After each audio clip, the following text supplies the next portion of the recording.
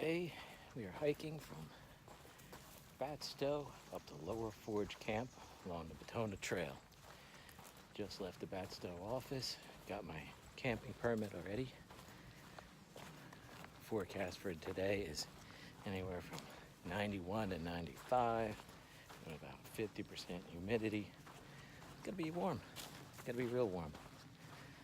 So you might be asking yourself, why are you wearing long pants, long sleeves? There's a one-word answer to that. It's called ticks. Forget those ticks. Got all my clothing treated in permethrin. The keratin on my body, on the exposed skin, on my legs where those socks or the pants don't, overlap. Get that all covered up. My arms, around my neck, head. I'm ready. Once I get to camp and get changed, spray down again, make sure there's no issues. But it's usually as you're walking through the woods, you're gonna get the critters.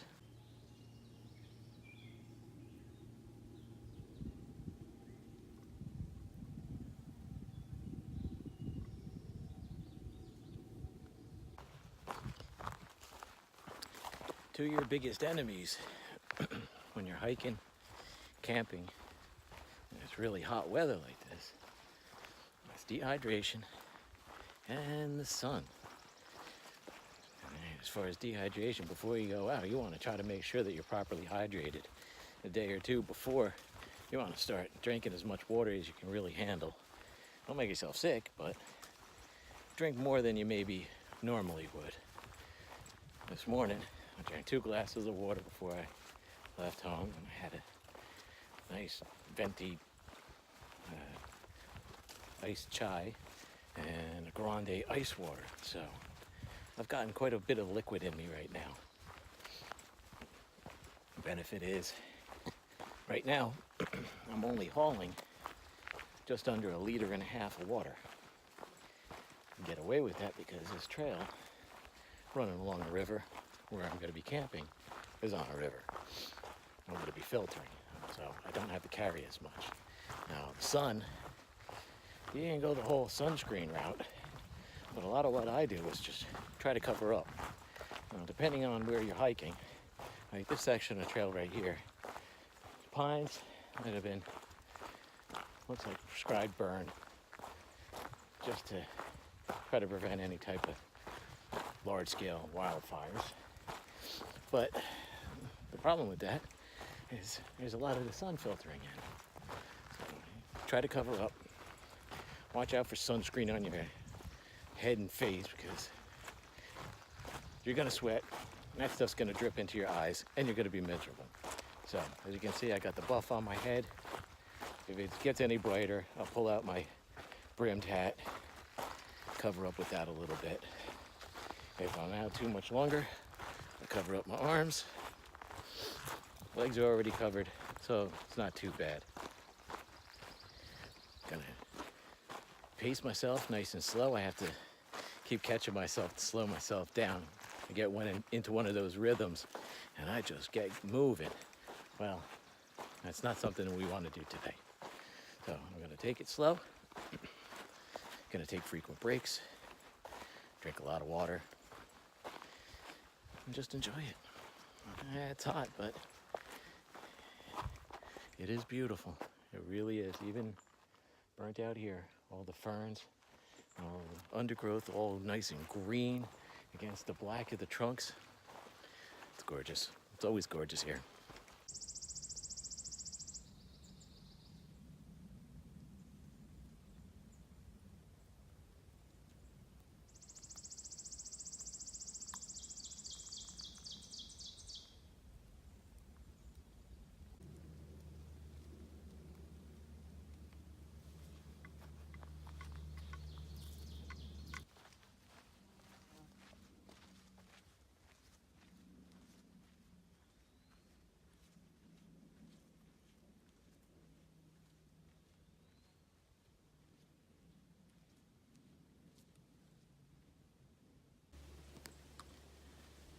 Got to a spot that's a little bit shadier in this stretch. Feels nice. Felt myself sweating a little bit too much, so slowed myself down. Drank a little water, caught my breath. Now I'm heading back out. Just got to be careful when it's this hot. You don't want to wait until your body tells you that you're thirsty. Sometimes your body can just be a dumbass, like when it tells you it's all right to finish off that bag of chips or one more slice of pizza is all right. If you wait for your body to tell you that you're thirsty, it's already too late. You're already dehydrated, and it's going to be hard to get yourself back up while you're exercising and sweating. So it really pays to pay attention. Make sure that you're not sweating too much, you're not wasting too much of your moisture, and that you keep replenishing what you are wasting, right? And plus a little bit more if you can.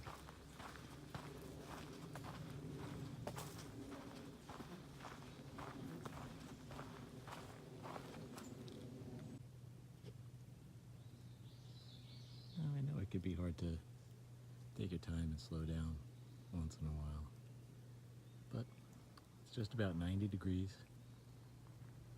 And if I have to take my time, I'm not going to complain. Not when it's like this. I am not going to complain whatsoever. Yeah, it's hot.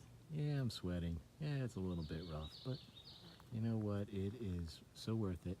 I've only seen one other person out here. He ran by me about 10 minutes ago. I've seen lots of little baby toads on the trail. One lizard so far.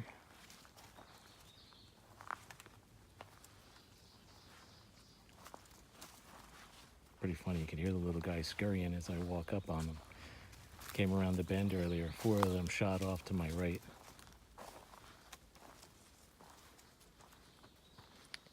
Yep, don't mind the heat. I got this, I really don't mind. When you get to a nice, low, cool spot like this, time to take a breath. Time to slow down, drink some water, enjoy the cool before you run down the trail some more. Not that we're running, we're taking it nice and slow, but it feels nice.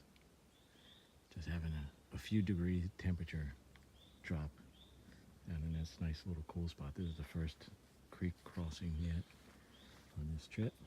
It feels nice. It's nice and cool down here. Gonna hang out for a few minutes and keep going on my way.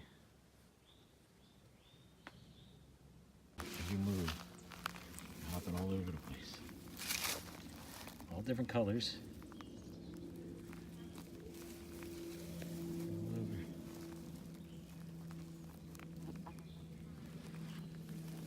So cute. They're like adorable little cockroaches scattering all over the place. Now, there's a lot of stuff. It's going to be the same no matter what time of year you're hiking, no matter the temperatures.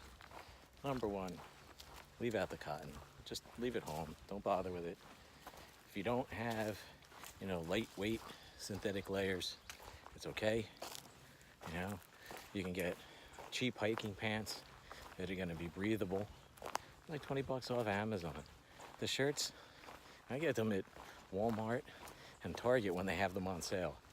It's the same stuff you use for working out. As long as it's not cotton, you're okay. Leave that alone. And if you're the type to wear cotton cargo shorts or something, once you start sweating down there, you're gonna get some chafing and you're not gonna be happy.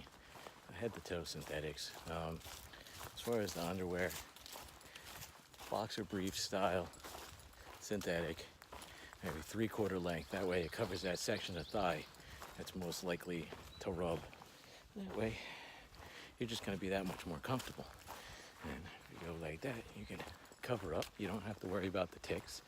Now, one other thing that I do is I wear gaiters. Now with the gaiters, that's giving me an extra layer of protection, not only from the rocks and the pebbles that get kicked up as you're hiking, but also from the ticks. Now, another way to get around that is to tuck the legs of your pants into your socks. I've done that. Looks a little weird and creepy. This works out a little bit better for me, plus nothing gets kicked up into my shoes.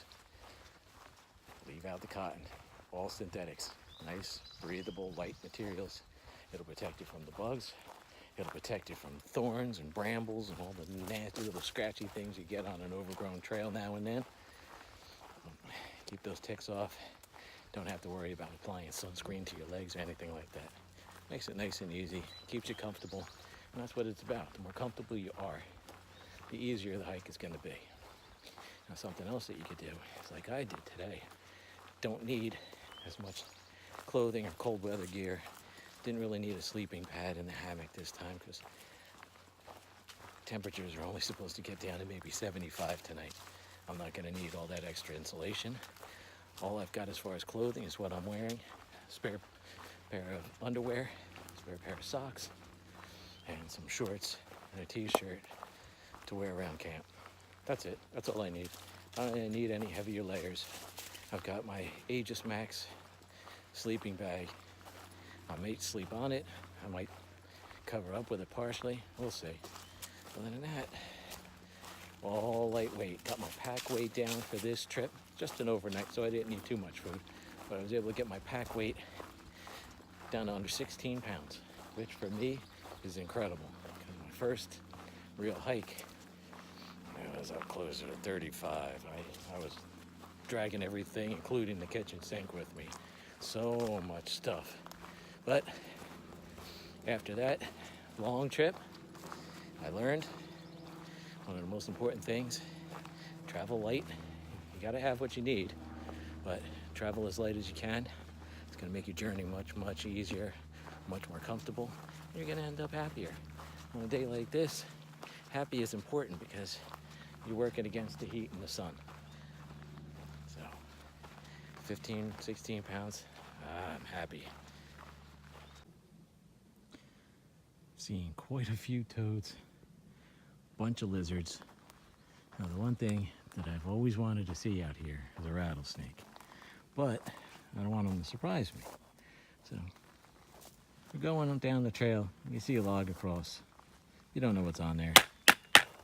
Just bang on it before you step over. Be smart. If there's something on it or underneath it, you hear a rattle, don't mess with it. Give it a nice wide berth. You need to take a picture, that's one thing, but you certainly don't need to reach out and touch it. You don't need to get too close to it. Leave it alone. Don't harass it. The best thing to do is get away from it. You don't want to be that guy that has to get medevaced out of the woods. Don't want to be that guy.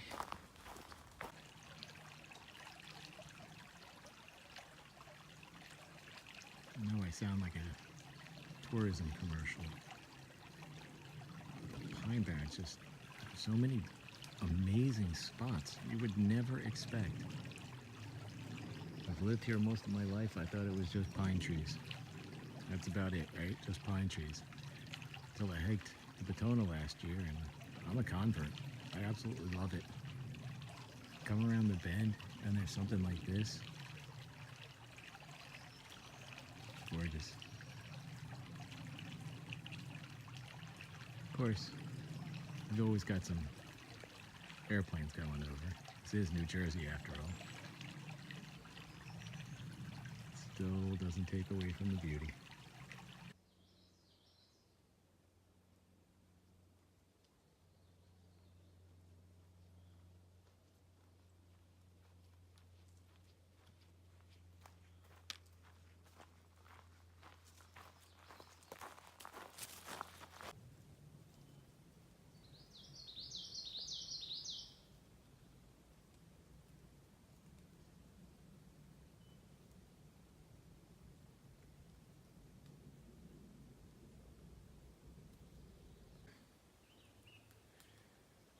Private little river access spot that I've got attached to my campsite.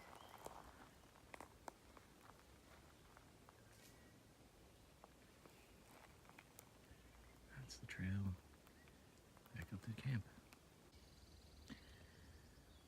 Still really warm yesterday when I got into camp. And the prediction was for really high temps overnight too. So I hung up the tarp really high so I can catch as much breeze as possible. And I was fortunate, and in fact I was able to tie off 2 trees off in the back. Worked out really nice. Had a nice cool breeze during the night. But got a little bit cold without having a sleeping pad, but other than that, good night's sleep. And it's about 8:15. Just heading out of camp now. Got everything packed up and everything loaded up. And filtered another 1.5 liters of water after I drank quite a bit there. Heading out. That's another tip for hiking in the heat. Try to get an early start. If you're going for a really long hike and it's going to take all day, maybe start early and take a break for a couple hours right in the middle of the day while it's hottest and get going as it starts to cool again. It all helps. All right, see you further down the trail.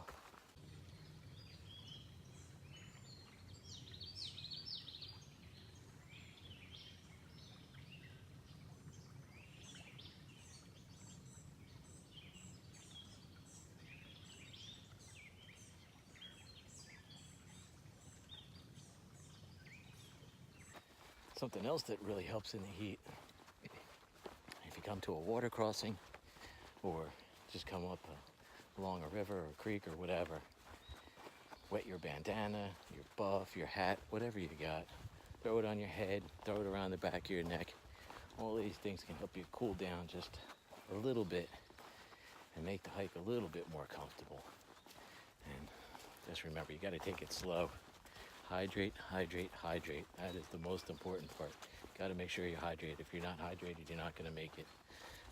The other thing is, not everybody can just jump in and do an 8 or 9 mile hike or longer on a 90-degree day to camp, set up camp, and then do it all over again going back. You got to build up to it. Go out, have a couple hour hikes, keep it short, and it doesn't have to be 90s that you're getting used to. Just try to get used to 80s, build up to it, and the more you do that, the less it's going to bother you. But no matter how often you do it, you got to hydrate. Today's beautiful. It's already over 80. I'm about 2 miles in, feeling it, but I'm not going too slow just yet because these pine flies are making me a little bit crazy. But I am going to stop for a little break, get some water in me. Haven't had anything since I left camp and cameled up. I drank as much as I could as I was filtering. So let's see how it goes. Should only be a few more hours and then I can hop in a cool shower.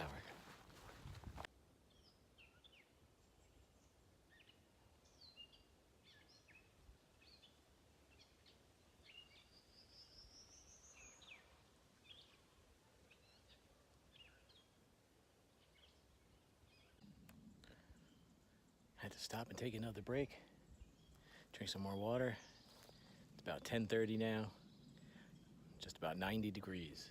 It is very, very warm. So I am taking it slow. Nearly 5 miles into the trail so far. I think there's maybe another 2.5 or so. It's not too bad. Maybe 3 most. Not bad. Feeling okay. Tired, my feet hurt. Typical stuff, but like I said, I'm taking it slow. And that's what's important. Drinking a lot of water, taking breaks, eating. You got to keep your energy levels up, keep your electrolytes up, especially if you're sweating a lot. You got to make sure you're getting in some salts. Carbs are good too, that'll help you.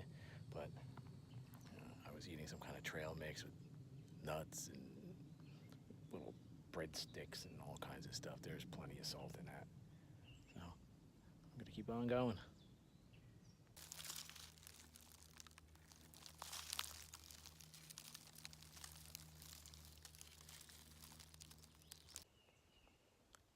more miles to Betstow. It's between 90 and 95. It's hard to tell on my thermometer, but it's hot, it's sunny. Every part of your body has to work harder when it's this hot. Normally I don't get blisters when I wear the sock liners, but I guess with the extra sweat, extra movement, sliding around, whatever, I patched that up. Everything's all right now. Whew. Definitely got to remember to eat. Yesterday when I got to camp, I wasn't really too motivated to heat up food after such a hot day and setting up the hammock and the tarp, filtering water, but did it anyway. And once I started eating, wow, I was hungry. I finished off that whole meal, nothing flat, ate up some dried peaches, and I probably could have kept going, but instead I filled up on more water, which, you know, in preparation for today was a good thing. And same thing happened about an hour ago on the way back here. When I stopped to tape my foot up, figured, all right, well, it's good enough time to hydrate and get some more calories in, and just started eating and kept going and going and going. So, just got to remember, you might not feel like it with the heat, but you do need to eat because every part of your body is working harder and you need to fuel that system. So, less than 2 miles to go now.